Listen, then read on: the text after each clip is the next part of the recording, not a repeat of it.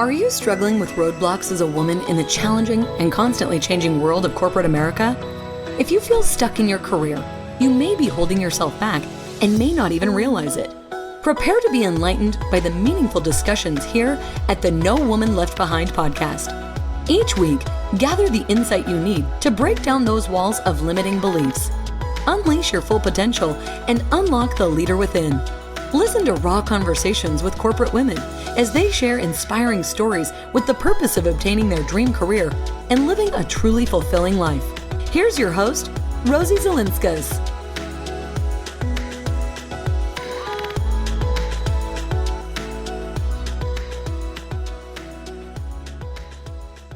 Hey everyone, welcome back to the No Woman Left Behind podcast show. I'm Rosie Zilinskas, your podcast host. Today's conversation is going to center around time management, but pause there because it's not the traditional time management of tools and to-do lists and things like that. We're going to be talking to Becca Rich, and she is a holistic time management coach. We're going to be talking about how to really receive life. We're also going to be talking about breathing and pausing. And one of my favorite quotes that came out of this conversation is, "Prove your brain that you have done enough." Let me tell you a little bit about Becca. Becca Rich is a visionary, cutting through the BS of the billion-dollar productivity industry, creating a ripple effect with holistic time management. She helps business owners and professionals heal from time scarcity and shows them how to team up with time to create a life of peace at work, at home, and within. As a trauma-sensitive, certified holistic coach with a background in engineering and mindfulness, she knows traditional time management is outdated and harmful. If you've been searching for different ways forward, holistic time management is here to bring you back home to your mind, body, and soul. This is going to be a great conversation with Becca, so stay tuned. Hey everyone, before we go into today's episode, I wanted to remind you that there is a free quiz that you can take on the nowomanleftbehind.com website. If you log on to the homepage and you scroll down just slightly, you're going to see a section that says, "Let's find out where you are in your career." If you click on the radio button that's called Take the Quiz, there will be a pop-up that comes up and it says, "What's the key blocker in your career path?" There are 3 key blockers that you may be operating under and you may not even know it. So if you click on just Take the Quiz, it's going to be about 10 questions. It really shouldn't take you more than 3 minutes. And then you're going to be able to get some additional resources just by taking the quiz. So remember, go to nowomanleftbehind.com to take the free quiz. Hey, Becca, thank you so much for being here on the No Woman Left Behind podcast show. I'm so excited to talk to you today because you are a holistic time management coach. So before I actually ask you something, I was wondering if you could just explain to our listeners, what is a holistic time management coach? Yeah, thanks so much for having me. I'm always excited to just dive in, talk about all the things time. Holistic time management really gets to the heart of traditional time management doesn't feel good for a lot of people, especially women. We have cycles, we have responsibilities outside of, traditional work structure. We have emotions, we have all of these things that make us beautiful human beings. Traditional time management doesn't take into account. And so holistic time management is about how to spend your time in a way that serves your body, your mind, and your soul. All of those different pieces to really come together and help you make the most of it. Oh, I love that because you're right. Time management, when I think about it, it's like, okay, you have your 8 to 5 and how many projects can I get in between 8 to 5 and then still try to either do a little bit of laundry or maybe during lunch, make a couple of phone calls. And it's always like, oh man, I forgot to do it because obviously a lot of doctors and stuff like that, it's just, they work, the same hours I work. So now we obviously know that time is the number one resource that we can never get back. And it goes so fast. Like, I can't believe it's already April, when we're recording this. So this show is largely talking to women that are in the corporate world, working that, whether it's a part-time job or full-time job, and they're trying to advance in their career. But like you said, we are not just an employee, we're a whole person. So guilt is so real for moms and not so much for dads, because dads just do whatever it is that they do in their day. But we moms need to figure out how to do it all and still kind of sort of have a personal life, personal interests and stuff like that. And obviously, so I'm 54 now, my children are young adults, so I don't have that added stress of like having to take care of kids. But I was there. I was a single mom when my kids were really little. And boy, do I remember those days where you're at work and you're like, oh crap, I forgot to sign that permission slip. Or you're at home and you're like, oh crap, I forgot to do this work. So let's talk a little bit about, obviously, time is a resource and how overcommitted we are. Yeah, thank you for sharing all of that. It's a real experience. And, the more external circumstances that sort of prevent us from just being like open and free and, to be able to do whatever we want, like the more external circumstances that we have to navigate, the more challenging time management or time in general can feel. So just wanting to like really validate if you are experiencing this, like if time feels like it goes by really fast and, you have a ton on your plate and you can't seem to catch up, like it's not easy. And a lot of people say it's easy, but it's not. So first thing there. What you mentioned is, my brain went back to like gender roles, right? Like women have like this sense of needing to do it all, be superheroes.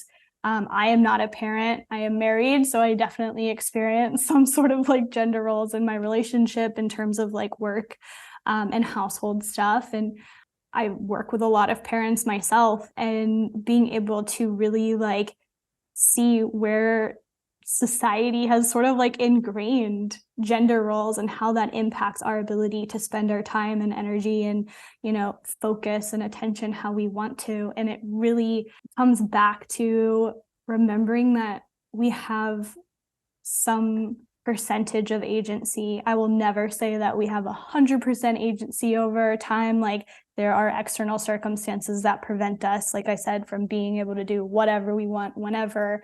And we have to remember that there is a percentage of our time that we have agency over, and it's our responsibility to yield that power with as much intention and as much awareness and care as possible. Does that make sense? Yes. So maybe watching reruns of Friends all the time is probably not the best use of our time, right?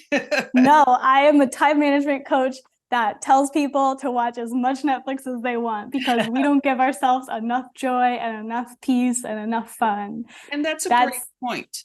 Yes, yeah. That is a great point. I think a lot of times we feel guilty for indulging in that guilty pleasure. And I am going to, go on the record. I watched The Bachelor or The Bachelorette. My husband hates it. He just makes so much fun of it. And you know what? I don't really like reality shows, but I started watching The Bachelor, Bachelorette probably like, I don't know, maybe 15 years ago. And I can't stop watching it. It's like, I love to see how everything, happens and whatever. And I do feel slightly guilty watching it, but at the same time, I just let my brain relax, and it has nothing to do with my life, my work, my job. It's just like mindless entertainment, and that soothes me. So do you find that, when you're a mom, or, when you're, a busy professional and you're trying to figure out what to do, should we feel guilty for doing stuff that we love to do that doesn't push the needle forward in your career per se? Yeah. Well, what's interesting about what you just said is we don't actually know what helps us push the needle forward.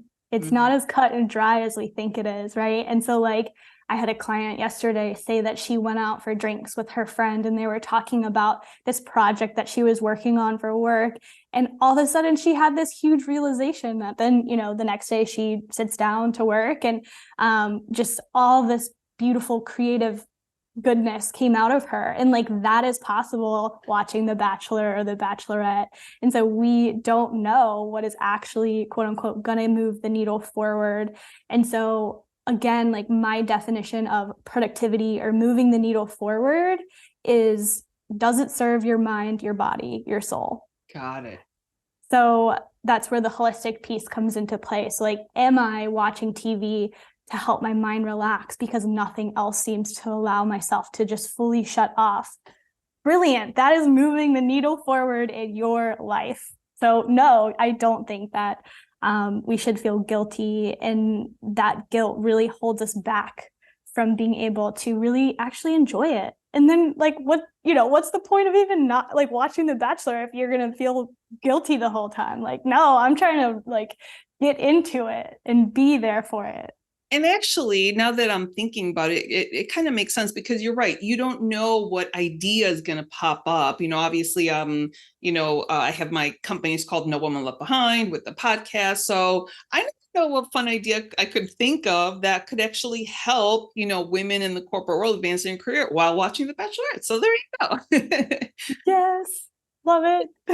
Yeah. So now let's talk a little bit about being overcommitted. Whether you're a parent or single, whether you're married or single, a parent or not, the world is so busy. We're moving so fast. And obviously, so you're in Europe right now, that the way the European world operates versus the way the US world operates, time-wise, is very different. Europeans tend to think that they need to enjoy life and take it easy, whereas Americans are like, rush, rush, rush. We got to produce.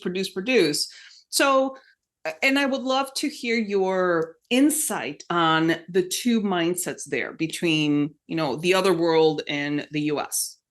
Yeah. And actually, even to add to that, I took the month of March completely off and I traveled through Thailand, and it was my first time in Asia. And so like even Asia's definition and like cultural response to time and like work and all of that was really interesting to see as well. And so I feel like being a digital nomad and traveling the world full time, like it allows me in a way to like have this social experiment going on at all times. It's so fun.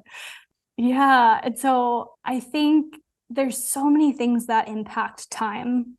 Like everything impacts time. Because if you think about it, time is our life and time is us. It's literally like the tangible tool for how we live, what we do with our lives, right? And so when, the economy is connected to time and religion is connected to time and, spirituality, if you separate those, and history and just like all of these things that make up the world, they're all connected to time in some way. And so anything that's happening economically, politically, psychologically, like, all of these different things in our sphere all impact time and vice versa. They're very, very interconnected. And so overcommitting is just the cultural norm in the US. And we have to fight against it in order to put life or put joy or put presence more in front or more as a priority than to-do list or work or doing, all of the hustle and grind kind of mentality. So it takes an extra level of sort of deconditioning, deprogramming, and awareness and intentionality than it might in other countries. Like I see people just sitting at a coffee shop for 2 hours here all across Europe. And it's beautiful to see that. And, it's beautiful to go to Thailand and just see people hang out with each other and like not necessarily be on their phones and not be like cutting in traffic or, just trying to push people out of the way to like get ahead or whatever. Like there's a very different energy in all of the different countries that I've been to in terms of how we relate to time and how we are in relationship with one another. Now, just to be clear, when you were saying that people were in cafes for 2 hours, it's without a laptop, right? Okay, yeah, because there's people here at Starbucks all the time. You see people there for 2 hours, but they're all like in the laptop. So just wanted to be clear. Yeah, no, sorry. Yeah, they're sitting outside watching the people go by and the birds and the trees, and they'll read a book or whatever, like check their phone maybe and then put it back down. A lot of cafes, and I'm sure in the US in certain cities there are, but a lot of cafes where I'm currently at, I'm in Berlin, Germany, they're like no Wi-Fi is here, or no computer or phone area in the cafe. And so it really has like a certain amount of intentionality that I don't see as common in the US. Oh gosh, yeah, I love it. No, as a matter of fact, people want Wi-Fi, and you freak out if like there's Yeah. not I'm not anywhere going to to that plug in. cafe. No. Yeah. Now I will tell you this, like I do walking around my neighborhood, and I have tried to do more walking without listening, say, to a podcast or something like that, just not listening to anything. And my experience is very different when I go for a walk and I have a podcast on versus I'm not listening to anything. Because when I notice that when I'm walking and I'm listening to a podcast, I don't notice my surroundings. But when I go walking and I'm not listening to anything, I notice my surroundings. I pay attention. I enjoy the walk more because your brain functions so differently. As much as like, okay, I can listen and like look at my surroundings, it doesn't happen that way, because then your brain can focus on one thing at a time. And so I'm focused on what the podcast is saying versus what I'm seeing around. So I'm trying to now go for walks without a podcast or without listening to anything, because I feel my mind resting and relaxing, and I get ideas on what I need to do for my business while I do that. So there's something to be said about unplugging and having some joy in what you're doing in the present moment. And so what are some of the ways that you, as a holistic time management, recommend your clients to function differently from the traditional time management? Yeah, I think you hit the nail on the head right there. So I have experience as a Reiki healer, a yoga teacher, meditation teacher, like all of these different things before I became a holistic coach and holistic time coach. And so that experience really, really impacted me personally in my healing around time and overwork and overcommitting and, just always going. I learned how to breathe, and I learned how to slow down, and I learned how to be present. And that is a non-negotiable if you want to spend your time with intention and really receive life, and not just like, run on autopilot and go full force all the time and just miss everything around you. And so that, I spent 9 years learning that after I burned out when I was only 18 years old. And so I spent the last 9-10 years learning how to breathe, like learning how to pause, learning how to slow down.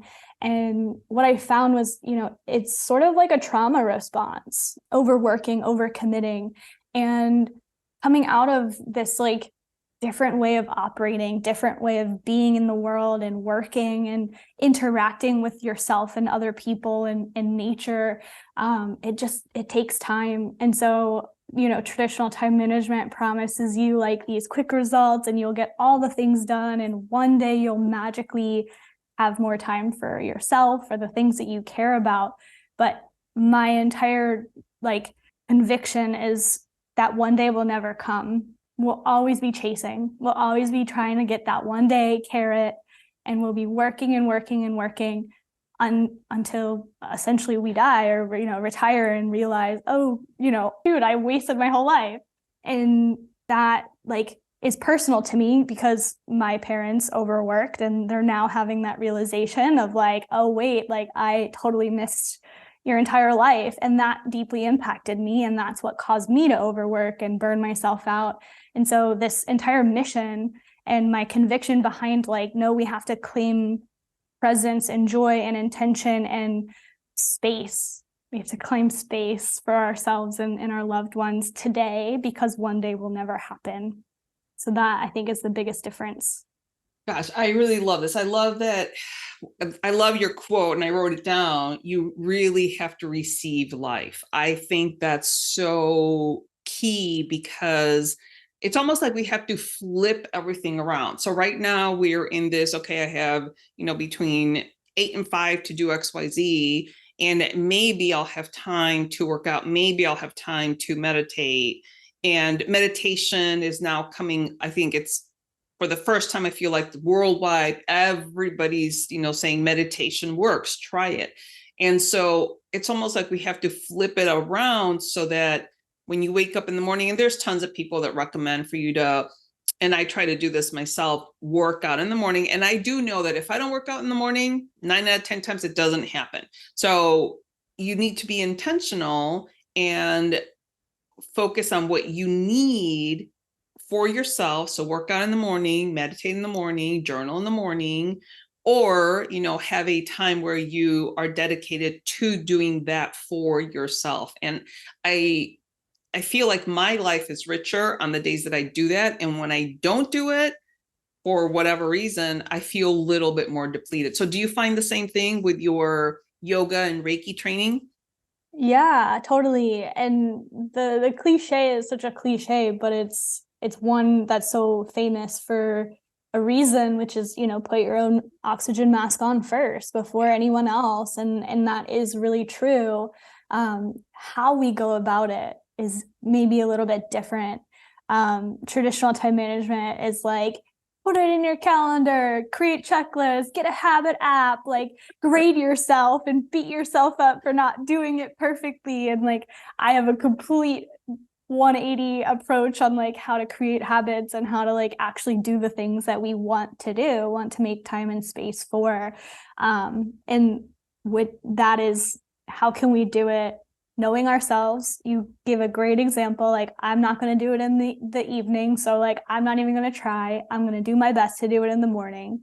And the mindset around it is like, how can I love myself anyways? Instead of beating ourselves up for not doing it perfectly, that's like old teacher, parent, society junk that you don't need to take forward into your days anymore. Leave that behind, heal all of that. And all you have to do, like the whole point of self-care is to love yourself and take care of yourself. And so at the very least, like if you're not working out, you might as well be telling yourself like, it's okay, instead of you suck.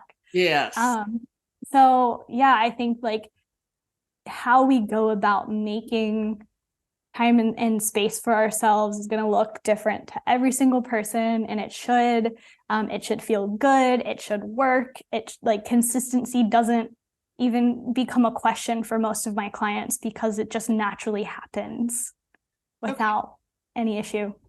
So you mentioned that you recommend or use like a 180 for time. So let's talk about maybe one of your clients that came to you in the traditional, oh my God, I'm so overworked.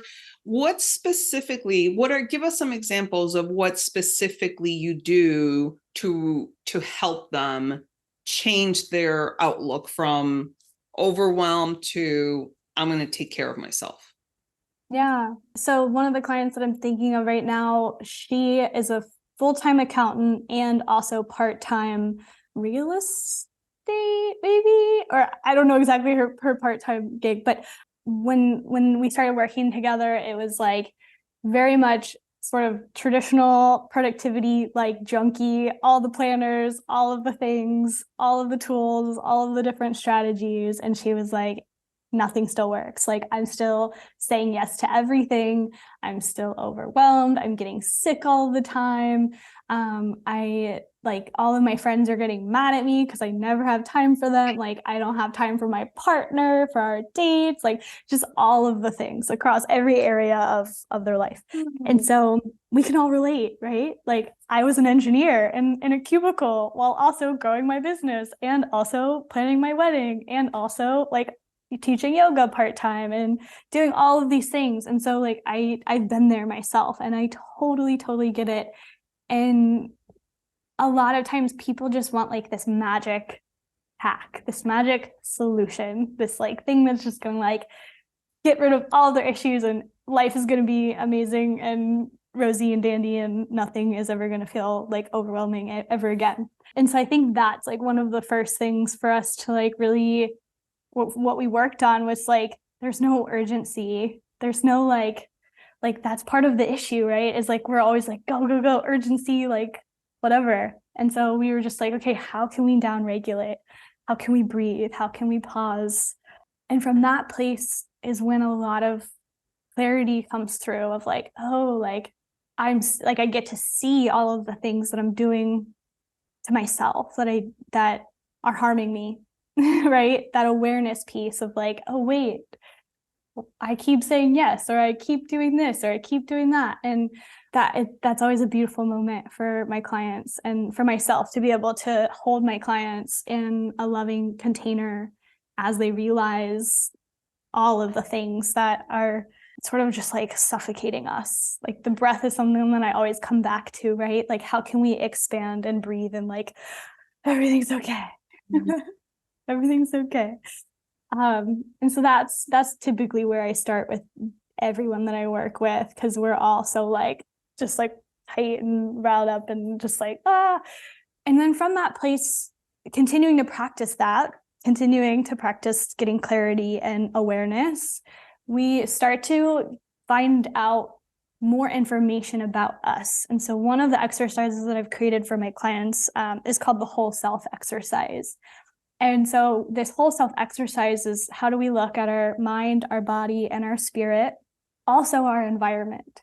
Because our environment, the things around us, really impact our time and ourselves. And so we look at all these different levels of who we are, and when we're at our most expansive and truest form of ourselves, what each of these levels really look like. And so walking all of my clients through that has been beautiful for them to like really get to know themselves and how they operate and how they work and how their mind operates best, their body, their joy, their heart, and the things around them. And from that place, like everything just clicks in. And so every single client that I've honestly ever worked with, Rosie, like leaves with all of that foundational knowledge. And then all of the extra like time management strategies and like systems and tools, all that stuff just happens. Like that's like sort of the byproduct, like all of that stuff just like, they're like, oh, this feels the best. Like, oh, this tool works best for me. And oh, this is how I use it better and more, gentle and compassionate and flexible. And this is like what it's like to actually follow through with the things that I say I want to do. And so like that beautiful like shift happens from the clarity, the awareness, the getting to know oneself deeply, and applying all of that to time. So yeah, I don't know. I love the whole self exercise. I think that makes so much sense. Now, you said a couple of things, breathe, pause, and down regulate. And I was wondering if you could just explain what down regulating is, so that, I think I know what you mean, but I just want to be clear and for the listeners to be clear as well. Yeah, of course. So one, caveating this, like I am not a certified psychologist or therapist or anything, but just from my experience and the trainings that I have done around it, when we're in go mode, that's sort of like your nervous system in fight or flight or freeze mode, usually fight or flight. And so your heart rate is elevated, you're sweating, you're like, constantly just like going, your mind doesn't stop, like all of that's a nervous system reaction. And so down regulating is just, your nervous system coming back to like, your heart rate isn't go, you're not sweating, you can be still, you can be present, you can breathe, coming back to breath, like you can just be like, that's down regulating. Okay, I just wanted to make sure. And then you also said people are always saying yes. I think your client, you had mentioned they can't stop saying yes. So let's talk about that, because I think sometimes when women say yes to everything is because they don't have the confidence to say no, and they feel guilty when saying no. So how do you address that with your clients then? Yeah, I think one of the best things, because I'm an engineer, I love evidence. I love data. I love proof. Like, as logical, most of the people that I work with are overthinkers. They're logical people. They love, analyzing things in some way or another. And so being able to like really get clear on like, what is my capacity? How many things can I actually get done in a day? Looking at things honestly is like a big piece to all of this. Oftentimes, if you're listening to this and you're like, everything takes longer than it should, like I, can't ever get to everything on my to-do list in a day. This is what I'm talking about. I'm talking to you right now. Figuring out your capacity, how much time you have for others, how much time you have for work, for clients, for yourself, figuring out all of those different pieces that make up your life helps us say no easier without the guilt. Right? We have like this image coming back to gender roles and cultural norms and things. Like, it's so normal for women to be like, I just have to say yes to everything. Like, that is just what I have to do. And we don't question it. And so being able to have like this number of, my thing for a while was 3. I'm only going to put 3 things on my to-do list a day. And they can't have baby to-do lists. If you're listening to this, they have to be small. They can't have like 8 baby to-do lists. Like, even just putting up some sort of like guardrail that is authentic. Like, it's not just, don't just use 3 if you feel like you need more or less. That's just a really good example of like, this is my capacity. I'm only going to do 3 things for work today, because I know that things take 2 times longer than I think that they will. That's just our brains being brains. Doesn't mean anything about you. And that helps us start to say no to some things, or say maybe later, or say something. And that helps with that part. And then, of course, it's the inner shifts, the inner healing, and the inner stuff that needs to shift of like, why do we feel like we have to say yes? And getting really to the root of that desire to prove, or desire to people please, or desire to like make people feel okay, or all the different reasons why we might be saying yes. We have to come to terms with that and heal it if we really want to change it. As far as making other people feel better, so we don't take it upon ourselves to speak with conviction, like you were saying before, because we're worried about how the other person feels. And it's not our responsibility to make people happy or not happy. That's their own responsibility. So, and interestingly enough, I was talking to one of my friends who's also a coach, and she says, it's so interesting. She coaches both males and females. She says, when a male wants to or needs to cancel one of their sessions because of whatever, he says, can't make it, talk to you next time. The female leaves a whole voicemail of, hey, I won't be able to make it. This came up and that came up, and I'm so sorry. And the one thing that I always tell women is, stop apologizing unless you did something wrong that you need to apologize. Don't apologize for canceling a meeting. It's okay for your other things to come up. But the other thing is, we need to stop worrying about how other people are feeling and just speak with conviction and confidence and say, I can't make today's meeting. I will see you next time, or I will reschedule, without putting all the backstory. It's almost kind of like what you were saying about the to-do list of having one item and then no baby to-do list under that, kind of the same thing, where we women feel like it's our responsibility to make the whole rest of the world feel okay. And that's not our responsibility. And so I'm glad you're talking to your clients about the power of saying no. I think that's so important. So Becca, I'm so curious. So you obviously had training on yoga. You obviously had training on Reiki, which I love all that stuff. I love meditation, and you were in engineering by trade. So did you did you get an engineering degree? You started working, and then you said you were getting married and teaching yoga, and then you were overwhelmed. So how did you become a holistic time management coach then?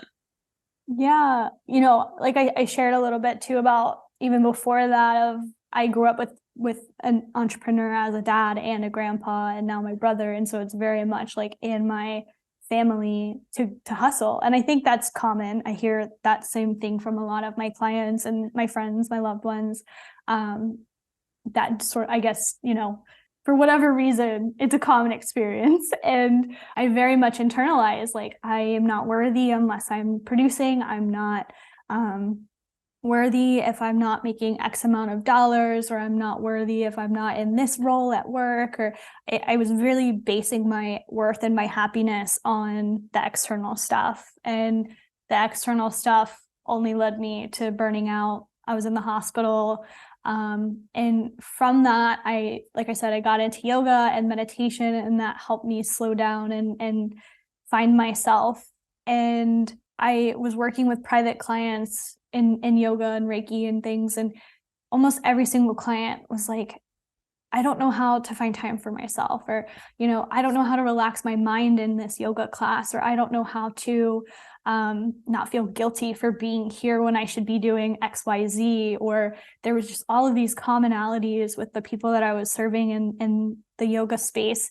And at that time, I was like, I don't want to be in engineering forever. I knew that my soul was not meant to be in a cubicle for 40 hours a week. I was like, I want to travel and see the world. And it just happened sort of like around COVID. I was able to take this common thing that I was hearing from people, my own experience with it, and everything that I learned, became a holistic coach and ran with it. And I quit my engineering job to travel.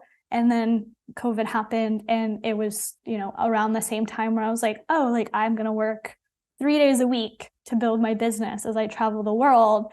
And I was just lucky to have this conviction around not overworking myself, and, saved up a ton, well, as much as possible when I was an engineer. And my husband and I made it work, and his work went digital, and we've been traveling since July of 2020. So basically, I started the Holistic Time Coach January 2020. So basically 6 months after I quit my engineering job. Sort of unrelated, but yeah, it's very much personal mission, global issue of ours that we have to do some work around. And it's been really, really amazing to be able to coach hundreds and now certify other people in holistic time management for them to help their clients with. Nice. I love that. And so another thing that I wanted to ask you is, obviously, older than you are, and the mindset between Gen Xers, so I'm a Gen Xers, versus a millennial versus a Gen Z is definitely changing, which is good. I think it's good because, like you said, you saw your parents, work themselves, and at the end of retirement. And by the way, little tangent, I now talk to people that are going from working full time to retirement, and they don't know what to do with themselves. And it's so funny because you would think it would be easy, but it's not. It's a transition because you're, vice president of whatever, and then now you're nothing. But what you were saying is you're equating your value with that title, and that's an external characteristic. It's not something so it shouldn't matter, but that's a conversation for another day. But back to the mindset between Gen X, millennials, and millennials are now like, I don't know, I think they go to like early 40s to like late 20s, whatever. And then now you have this Gen Z. And my children, again, they're 24 and 22. And it's like our mindsets cannot be any more different on how we approach our careers. They're like, I want to enjoy life. I want to do X, Y, Z. And I'm like, you shouldn't be taking those days off because you should be working. And they're like, no. So tell me a little bit about your insight on those two different generational mindsets when it comes to time and putting so many hours at work. Yeah, I think you hit the nail on the head in terms of like, it's just that flipping of the one day, right? I think the older generations of, my parents, grandparents, like it was work to earn your keep, work to, prove yourself to your people around you at work or family or whoever, neighbors. And now it's sort of like my generation, millennial, and then my sister's generation, I get to like kind of see hers. I think like they're even more intense. I think so too.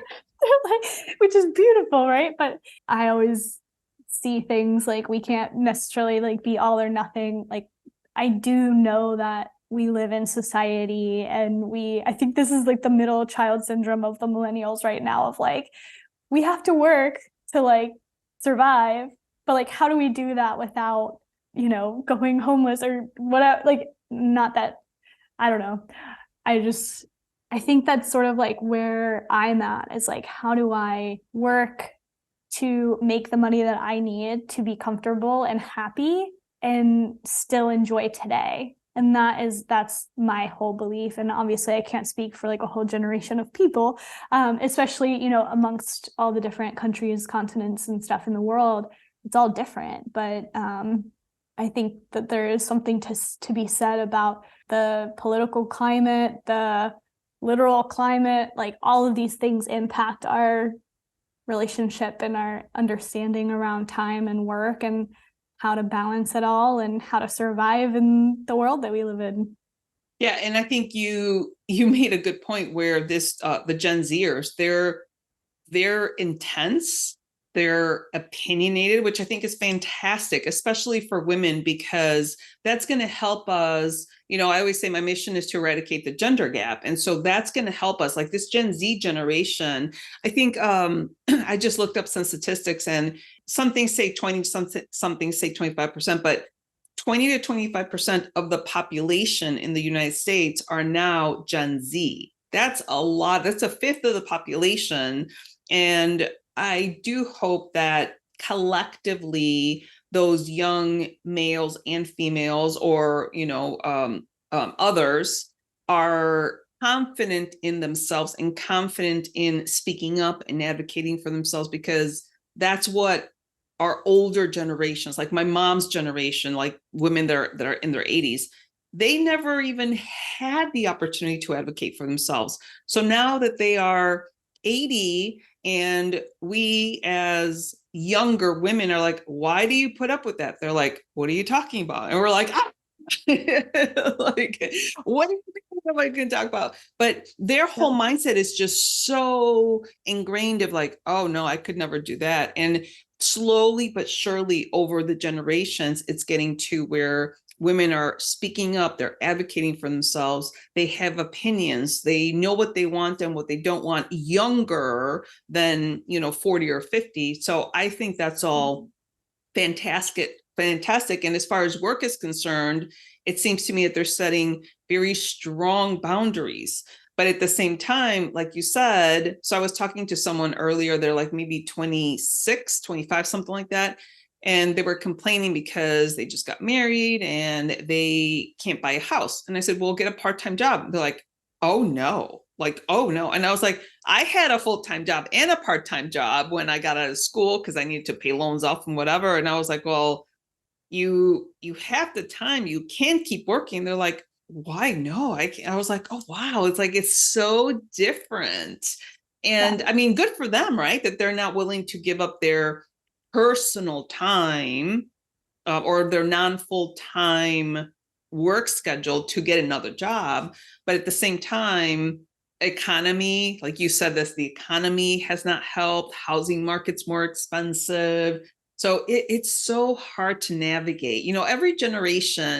I think every generation has it somewhat easier than the prior generation, but every generation still has issues, still has life issues, economy issues, climate issues, that we have to contend with. So it's never going to be an easy life for everybody, but we can turn it around and start being intentional and using some of the practices that we have talked about. So then how did you pull the trigger when you were an engineer and you're like, okay, this isn't for me. I can't be in my cubicle for 40 hours. What was that catalyst that you're like, that's it, I'm done. I can't do this anymore? Yeah, I think it was a little bit of everything, right? Like my burnout moment, like I think a lot of things added up. One of which, seeing my parents as like quote unquote, the anti-role models in a way. I love them and, whatever. But the anti-role models in terms of work. And I saw people, this was an interesting moment. I had already planned to quit, but it was an interesting moment of like affirmation when COVID happened, and like all of the people in their 50s, 60s plus were freaking out about having to go home. Like people were coming into the office, even though I worked for the federal government at the time. And so it was it was mandatory, like you can't come in. And these people were having existential crisis about not coming into work. And, me and all of my fellow millennials and things in the office were like, hell yeah, like, let's go. They're like, work from home, like the life is good. And so that was like a affirmative moment. I was a petroleum engineer. I don't often talk about this, but like I was working in the industry in a political climate that I didn't really feel connected to. Like there was just so many different reasons why I was just like, this is not the place for me.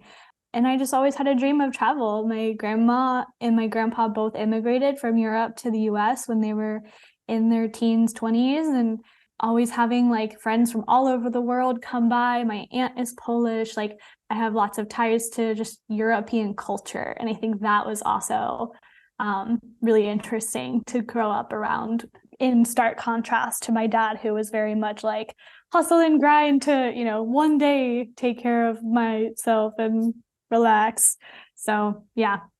Well, and another thing that my husband and I have noticed is not people in our lives specifically, but just celebrities and people that you hear, people are dropping dead left and right, like as early as like 50, 55, 60, having heart attacks. People retire, they have a stroke, they die, and we're just like, oh my gosh. And we're at the tail end of our careers, for my husband and I. So we were having a conversation. I'm like, babe, you know what? I don't want to work till I'm like 67 and a half, which is like the maximum age to collect whatever, Social Security, whatever. I'm like, that's just not how I picture my life. It's just, you hear of all these people that are passing away so young, and we want to travel. As a matter of fact, we're going to Hawaii at the end of April for an actual true vacation, just him and I. So we're so looking forward to that. But gosh, it is time. It is time for people in general to just kind of chill, relax, and enjoy, and literally stop and smell the roses, and instead of production, work. So I am glad that we're having this conversation, because for women in the corporate world, can you provide 2 actionable tips that women can do to implement some of the things that we've been talking about so that it could help them in their lives and career? Yeah.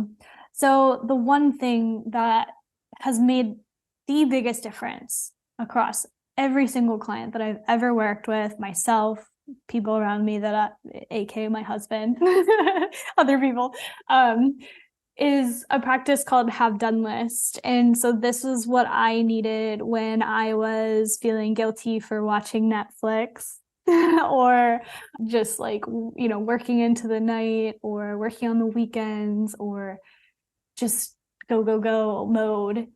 I had to write down all of the things that I had done that day. Not including just like to-do list items, like literally getting out of bed, showering, making myself meals, talking to whoever I talked to that day, normal everyday humaning on top of to-do lists or whatever that you actually did. That's interesting. I just caught myself actually did. You did everything, right? But to-do list items meaning like work or external stuff, you know what I mean? And so that practice I did basically every day for 2.5 years. And so now it's something that I share with a lot of my clients, and it helps in so many ways. It helps prove to your brain that you've done enough and allows you to put it all aside and for you to watch The Bachelor without feeling bad or whatever else that you want to do. It helps you discover in a very like non intense, non-urgent way, like what your true capacity is. That's where I found my number 3 of like, I can only really do like 3 big things or 3 things at work in a day, because anything, like I saw that I was only doing 3 main tasks in a day, on top of email, on top of, just taking care of myself, doing all the everyday life stuff. Like that's just what it was. And so I was like, oh, that makes sense. So then that became my max. It helps with just so many things, but the most important one is just recognizing and celebrating yourself, which is something that helps heal a lot of the internalized productivity, worth stuff that we've talked about. It heals that hustle. It downregulates your nervous system. Like this exercise is like amazing. It's like the best thing that I've ever done. So yeah, that's like the first thing. First and foremost, that thing is going to heal a lot of time issues. And then the second thing is we have to have something to make time more tangible. Most people just operate from a to-do list. And if they operate from a Google Calendar, it's not really leveraged or sort of like, optimized very well for being a human with all of our responsibilities. It's usually people just put meetings in their calendars and they don't do anything. Or if they add other stuff, then they don't follow it or don't really look at it. And so really like creating a stronger relationship with your calendar in the sense of like using it to externalize time. And we can't like look at a to-do list and be like, oh, this is actually going to take me like a week. Like we actually need to have that visualization in front of our brains and like estimating how long a task will take with a time frame and putting that in your calendar, and not just in like this time block way of every Monday or every weekday I'm going to work out from 9 to 10. It's like, no, intentionally at the beginning of the week or the beginning of the day, add every single task that you need to into your calendar with an estimated amount of time with it. That has been a life-changing practice for my clients and myself.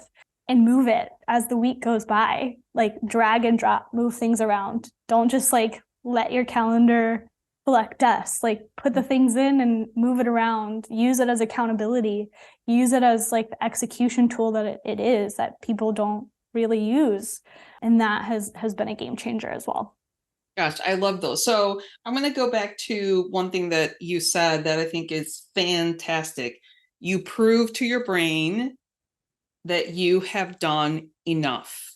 And I think that is a quote right in and of itself, because when you do all this stuff and at the end of the day, you're like, oh man, I forgot to do X, Y, or Z. But if you do the have done list and you actually put out, took a shower, ate, made lunch, whatever, then like you were saying, you're an engineer, you need data, you need proof.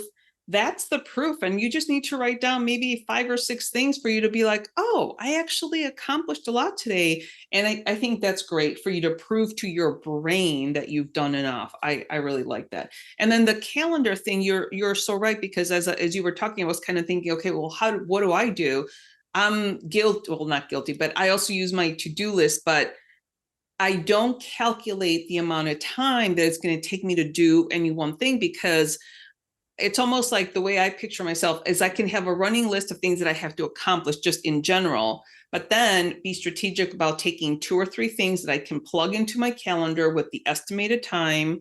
And that's going to be much more efficient than me like, oh, I still didn't do these 15 things on my, running list. But I think those are really good, actionable things that people can use that will help them both in their careers at work and then their home life as well. And then of course, let's not forget the moving your body and meditating and, kind of, I try to protect that time in the morning where, I work out, because like I said before, if I don't do it in the morning, then it doesn't generally work out. And I live in Chicago. So in Chicago, sometimes it's like in the winter, it's 4:30 and it's already dark out there. Well, I'm not going to walk outside when it's like 30 degrees and it's dark and it's pitch black, so, but I will certainly do it in the morning. So, well, Becca, this has been such a delightful conversation because I feel we uncovered a lot of different ways that women can help themselves be just a little bit more sane in our day. Now, I know you're working on something, right? You're working on a group coaching program. Tell me a little bit about that. Yeah. So to speak to your quote of prove to your brain that you have done enough, that's been like the central theme to time, money, career, business, work, right? It's enoughness. Yeah. How do we figure out how much is enough? Enough money, enough work, enough to-do lists, enough clients, enough household responsibility, like enoughness, right? Is the key theme. And so the group coaching program is called 30 Hours or Less. And it is my fun experiment to bring people through a 12-week long program to discover how much is enough and strategically simplify, declutter, heal any of that internal stuff that is preventing them from working 30 hours or less. So enoughness is that central piece that I'm going to help people really discover for themselves in their life. And it's just something that I'm so passionate about. Oh, I'm so excited. Oh, that's awesome. And I know you also are giving our listeners a free gift, right? So there's a download that they can do. What is that about? Yeah. So I think I provided a PDF that helps. I think it's 8. I can't even remember. Questions, yeah. Yeah, it's 8 important questions to ask yourself when you're deciding what to do next. And it can range from literally what to do when you and I get off this interview, or it can be career move, it can be business move, it can be bigger relationship move, whatever the move needs to be. It's going to help you make more aligned decisions with your time, your energy, your money, your resources. And that is part of this, right? Like, it's not just about collecting more strategies, tools, information. It's about making the sometimes hard decisions to create the life that feels really good for our mind, our body, and our souls. I love it. I love it. All right. Awesome. Well, Becca, thank you so much for taking the time to share all of your knowledge and expertise. I am so excited for you that you're a nomad digital entrepreneur and you see all these different, cultures and experiences. So I would be interested to see, when in maybe a year or two, when you've traveled more of the world, how you find each culture changing. And I hope you're documenting that, because I think that's going to be really cool for you to come back and share with us, once you have more experiences about other, places in the world. So that is a formal invitation. So we're obviously going to stay in touch, you and I. So again, Becca, thank you so much for everything. Appreciate you. I think what really struck me about my conversation with Becca is that we really need to look at our relationship to time versus rest. I think so many of us, especially women that are busy in the corporate world, trying to make money, raise a family, take care of a household, we just get so wrapped up in our to-do list that we forget about making time for rest and for ourselves. And it's okay to take 30 minutes for you to do some yoga, use some stretching. You don't necessarily have to go to the gym to work out or sit down and breathe or read or something. But we definitely need to pull ourselves out of that crazy rat race and kind of come back to ourselves. Another thing that she says is that we really need to receive life. And that, again, is just the old adage of stopping and smelling the roses. It really pays off. Becca is on a mission to heal the hustle culture and toxic productivity using a holistic approach to time management, which I absolutely love. So she left us with 2 tips for you to have that better relationship with time management. The first tip, she says, do a have done list.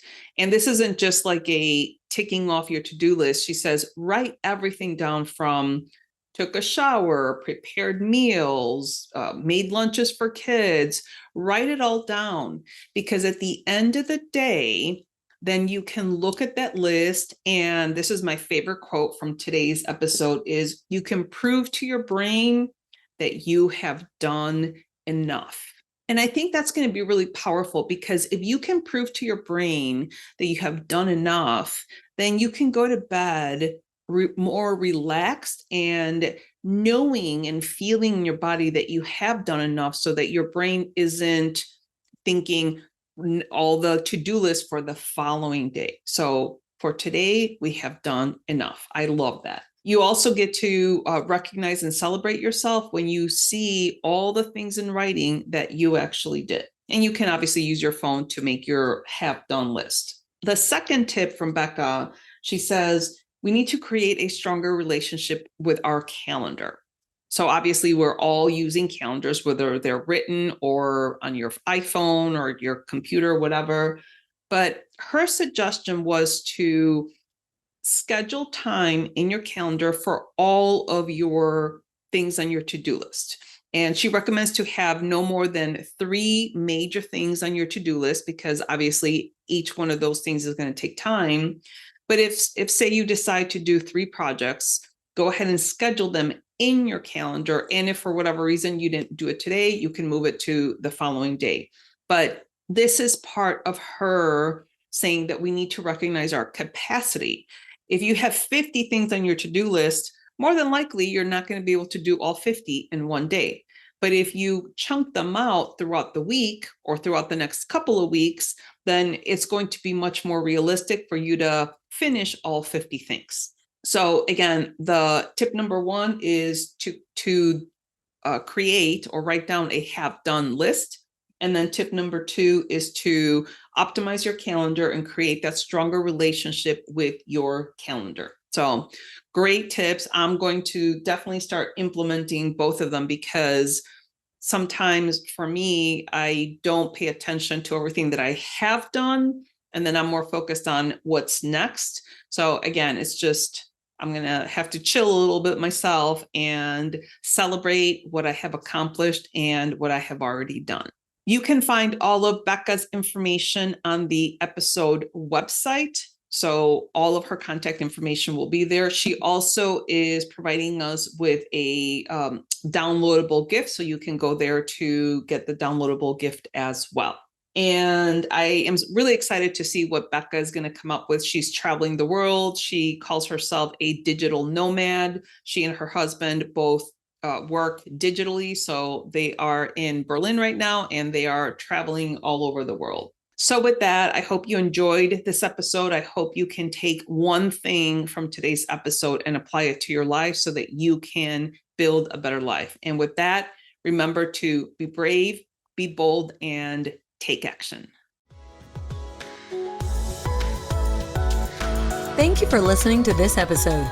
Let these stories of self-encouragement and professional development serve as a guide in navigating through corporate America in the most practical and fulfilling way possible. Do not forget to subscribe to the show at nowomanleftbehind.com for more content like this. Leave a rating and share it with your friends, because we want to make sure that no woman is left behind. Until I see you next time, remember to be brave, be bold, and take action.